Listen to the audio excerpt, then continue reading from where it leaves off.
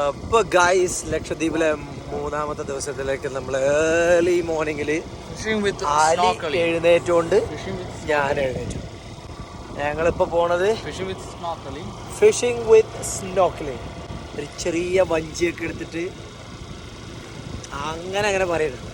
ഇന്നലെ സ്നോക്കലിങ്ങും നമ്മുടെ ഡോൾഫിനെ കാണലും സാൻഡ് ബാങ്കിലെ പൊളിപ്പൻ നടത്തെല്ലാം കഴിഞ്ഞിട്ട് സെക്കൻഡ് ഡേയിലേക്ക് we are moving.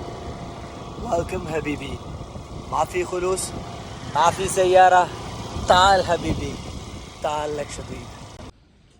We're going to catch our ferry. അലിയാണ് നമ്മുടെ ഈ ഒരു എക്സ്പെഡിഷൻ നയിക്കുന്നത്, എന്നെ ഇവിടെ കൊണ്ടുവന്നത്. അലി പറ, എന്തൊക്കെയാണ് കയ്യിൽ? We are going to have fish and for enjoying the snorkeling. One of the most beautiful entertainment here is to catch fish and to snorkel.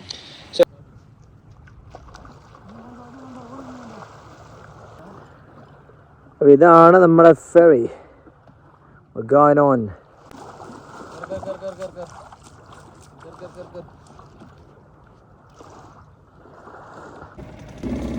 Is all ready to be a fisherman here and also snorkeling.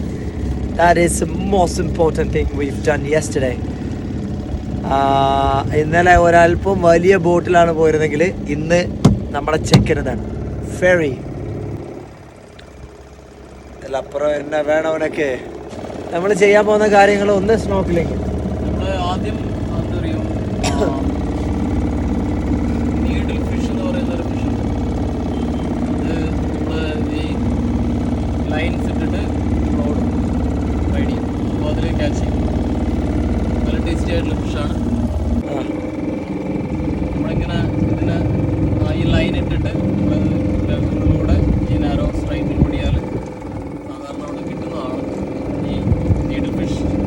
അത് കിട്ടിക്കഴിഞ്ഞാൽ കാണിച്ചു തരാം. ഇതിപ്പോൾ ചൂണ്ടിടുന്നുണ്ട്. ചൂണ്ട already ഇട്ടതാണ്. നമ്മൾ ഇട്ടിട്ട് അത് എന്ത് ചെയ്യുന്നു, കെല്ലോൺ എന്ന് പറയുന്ന ഒരു മെറ്റീരിയൽ, അതാണ് ഇതിൻ്റെ ചൂണ്ട.